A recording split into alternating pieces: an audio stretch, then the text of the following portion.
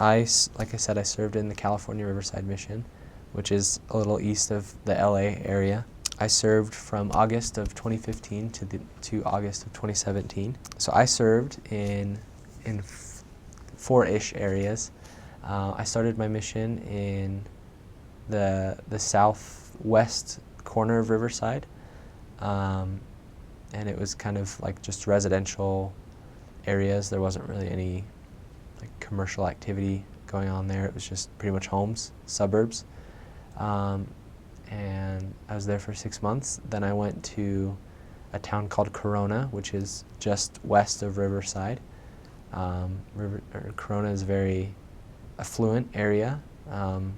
It's kind of the last city right before you get into the Orange County area, and a lot of people there are very well-to-do. Then I went to a place that I considered kind of opposite, which was called Moreno Valley, and it is lower income. It's still residential. By no means is it, a third world place at all, but to me it felt like that. It was different from anything I'd ever experienced. I don't know if ghetto is the right word to use, but for someone who had grown up in a small town like me and never seen anything like that, it was eye-opening. So I was there for about 4 months. And then I got transferred again to back to the same area of Riverside, just a little bit north this time. It was a place called Jurupa, the best place on earth in my opinion. And I was there for 6 months. And I'll talk a little bit more about Jurupa in a minute, but it was my favorite place on my mission. And then I went back to Moreno Valley to end my mission. And that time when I went back, I went to the same ward I was in previously, but then I also covered a Samoan ward as well, so that was fun. Getting back to my first area, I show up to church on Sunday, and I meet the stake president. And the stake president said, "Hi, I'm President Jurgensen." And I was like, "Huh, cool." And I thought he was a really cool guy. He was a really young stake president. I think he's like early 30s. And he's just one of those people that just seems to have everything put together. He's got a good job, great family, beautiful home, and he's just super spiritual. Come to find out, we had dinner with his family a little bit later, and his parents showed up, and I was like, "Man, they look really familiar." And I told him, I don't know why, but you look really familiar to me. And he's like, "Well, I'm the temple president in San Diego. Maybe you know me that way." And I was like, "Oh, yeah, you're the one who gave me my instructions before I received my endowment." And it was just kind of cool how he had said, "I bet you'll bump into my son on your mission." And turns out my first area and one of the first people I met was his son. And it was kind of funny. So as far as like the boundaries of the mission, the Riverside mission is pretty small. It maybe takes like an hour and a half to drive from east to west, and then an hour or so to go north to south. So Corona is kind of the western boundary, and then it goes, so I'm trying to do this backwards, right, I guess. So yeah, Corona's on the west, and then as you go up north, there's Riverside, and then Moreno Valley, and then it goes down to Hemet, and then next to Hemet is Menifee and Lake Elsinore.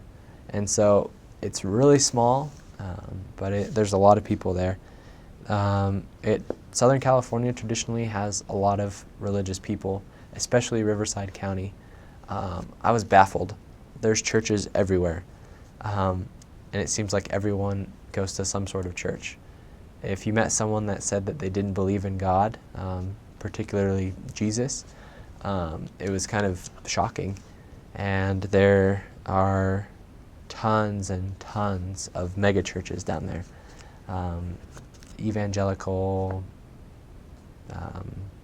my mind just went blank on what they're called, non-denominational. But anyway, there's tons of churches. Some big ones that you'll hear about are Harvest. You'll see Greg Laurie's name all over the mission. He's a pastor at Harvest. There's Calvary Chapel. Those are two of the biggest churches that you'll run into. And sometimes, I'll be honest, sometimes the people at those churches can be a little combative. They're not always the friendliest to the Mormon faith. But what I found was that those people were the ones that were the most passionate about their faith. And I found that inspiring. Even though they might not agree with what we're saying, they fully believed what they were professing, and they felt completely confident in standing up for their faith. They felt completely confident in proclaiming their faith to non-believers, and really taking a stand. And I thought that was inspiring. It was just cool to see how many good people there were in that area. Like I said, before my mission, I thought of Southern California as kind of just this place that was full of people that had different backgrounds than me. I don't know, it was like a foreign land to me. And I thought there was just going to be a bunch of cynical, worldly people who were just focused on their Mercedes-Benz and their fancy clothes, their big house, going to the beach, getting tan, things like that. And I mean, there was some of that, but more than that, there was people that were worried about their neighbors, their kids, and that was really inspiring. So yes, you'll run into tons of different people of faith on your mission. As far as the history of the church there, San Bernardino, which everyone shortchanges it, that's from San Bernardino. I think it's funny, they always say San Badino. One of my companions and I always poked fun at that. We'd say, oh yeah, we're going to San Badino to go to the library. Just because it's something that those are words, I guess, that people don't enunciate clearly. But yeah, San Bernardino was heavily influenced by the church. As far as I know, I could be wrong, but I think San Bernardino was founded and settled by Mormons. Also, Southern California has a lot of other Mormon settlements. And I think San Diego is the most notable one. They did a lot there to help with San Diego's founding. And then maybe LA has some stuff. I don't know. I'm not a historian. But yeah, there's a lot of church history there. And overall, the church is viewed very well there. There is a temple. It's not in the mission boundaries. The Redlands Temple is the one that is closest to our mission. It's about 30 minutes northeast-ish of Riverside. And the temple policies change, but you'll get to go on your mission and enjoy going to the temple, whether it's with missionaries or with your converts. I was able to do both, and it's a wonderful experience. The temple's awesome. As far as church attendance, there's, I think, 8 stakes in the mission. Each stake has anywhere from, I don't know, like 5 to 10 wards. Each stake for sure has a Spanish ward. There's a lot of Hispanic people there. And then places like Moreno Valley have a Tongan and a Samoan ward or branch. The Jurupa stake had a Chinese branch as well, or a Chinese group, which is pretty cool. There's an ASL, or American Sign Language, branch in Riverside as well. So it's pretty diverse. You'll bump into every culture on your mission there.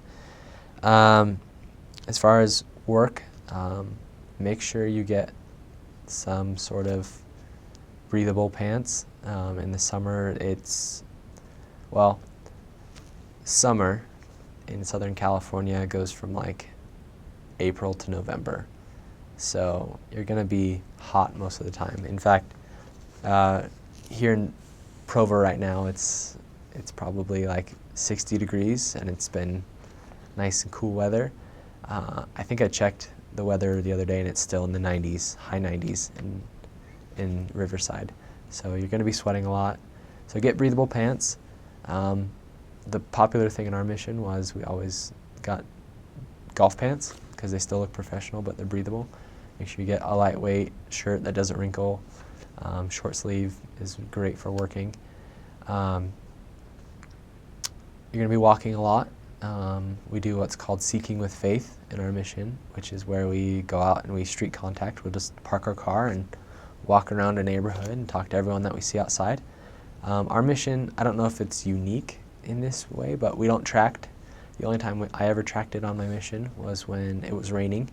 Otherwise, there's enough people outside all the time that we just talk with people outside wherever we go. So you're going to be talking to a lot of people. You probably will be in a car the majority of your mission. I was one of the lucky ones. I was in a car my whole mission. I never had to ride my bike. I think I rode my bike like 4 days out of my mission, and that was for exchanges with other missionaries, or I think we had car problems one day and we were low on miles or something like that. But yeah, you'll be in a car a lot too. Drink lots of water. A lot of missionaries get dehydrated. Have a positive attitude. Really, that is the best thing, because on the days when you're like, oh, it's hot, maybe you don't like your companion, you're like, oh, my companion's weird or annoying or something like that, or I'm hungry, or I can't wait for dinner. All of those days are the ones where you seem to not enjoy yourself, and missionary work is hard, and you start to miss home or miss certain things, and you just don't enjoy it. But on the days when you're like, all right, I'm going to find someone that's going to be baptized today. I don't care how it happens, but I'm going to. And then you pray for it and you show your faith and you go out and do it. Those are the days, honestly, that are the hardest, because you are looking for that person and you know it's going to happen, and sometimes it doesn't seem like it's happening. But you have that positive attitude and you show the Lord that that's really what you want. And it's on those days that, even though they are hard, the miracles come and you have a blast. You and your companion start an inside joke and it's hilarious. You have the best food for lunch. You have studies that just blow your mind. You have the most spiritual contacts. You have the most spiritual lessons. You learn something incredible. And on those days, you still find someone that somehow, some way, the Lord provides a miracle and you find someone to be baptized. Or at least that can be baptized. And that was something that was so cool for me. So it was like, I don't know, it was two different things. You could have a hard day where you're complaining and things aren't maybe going exactly the way you wanted, and you're hungry or distracted or whatever it might be, and you're just like, woe is me. But then on the other hand, you can have a hard day and absolutely love it. So yes, missions are hard, hardest things you'll ever do, but the most rewarding, hands down. I remember, it was kind of funny because this was the last, I don't know if it was the last week of my mission, but it was close to the end of my mission. And we were walking in this low-income neighborhood. It was like 105 degrees outside. I was sweating, I was thirsty. I might not have been feeling well or something like that. Anyway, and obviously I was getting ready to go home, and so that was kind of weighing heavily on my mind, getting nervous for that. But I just remember the Spirit hit me like a freight train, and I was like, this right here is exactly what I want you to be doing. There's nothing else I would rather have you be doing than what you're doing right now. And that day we hadn't had any success so far. All of our appointments had fallen through. We had met some weird people that I think had offered us drugs or something like that. I don't know, it was just one of those days that was hard. Nothing was really happening. But I knew without a shadow of a doubt that that's exactly where God Himself wanted me. Not just my parents, or not just my young men's leader, or the people that I was writing back home, but that God Himself wanted me on that street doing that thing, those things that I was doing that day. And that was powerful. And that pushed me a lot to work my hardest. I mean, like I said, I worked hard my whole mission, but that was really motivating, especially to finish my mission strong. So yeah, having a positive, faith-filled attitude really changes you, because you're going to have hard days. Missions are hard. You're signing up for that. But when you have positive attitude is when those true miracles happen. Really believe in the Lord's promises too. You as a missionary have so many promises given to you. I mean, as a child of God, you have a lot of promises given to you. Further that by being a baptized member of Christ's church, you have even more promises given to you. As an endowed member of the church, you have even more promises. And then further that by being a missionary who's called to be a witness of Jesus Christ, the Savior of the world. The amount of promises that you have are unreal. And then, you also have promises given to you directly by your mission president that are specifically for your area or your companionship or you individually. You receive blessings, you get promises from those. Realize that all of those have weight. All of them will come to pass if you do your end. They're conditional often, and if you do your end, it will always come through, even when it doesn't seem like it's going to. I remember receiving a blessing because at the first part of my mission, I hadn't had a lot of success, and I was kind of bummed out about it. And in that blessing, I was promised that I would baptize families and that I would find success and joy. And it happened.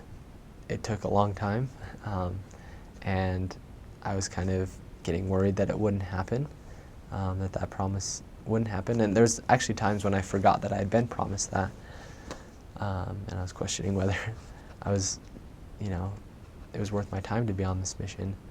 But it was like when I had forgotten that those promises had been given to me, that they happened. And they happened in such a way that it sparked my memory, and the Spirit reminded me that I had been given those promises and that it was a blessing from the Lord. Not something that I did, but something that God had given me.